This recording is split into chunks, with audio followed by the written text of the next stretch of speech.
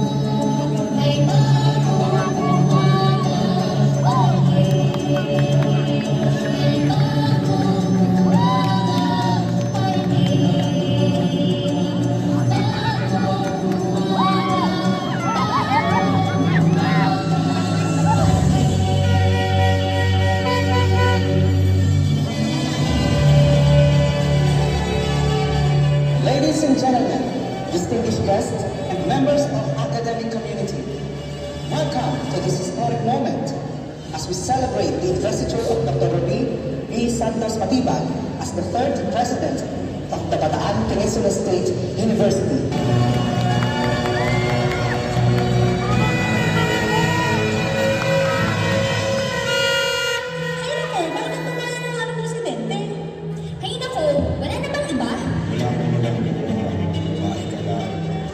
Babae ka lang. Dapat kasi lalaki yung president.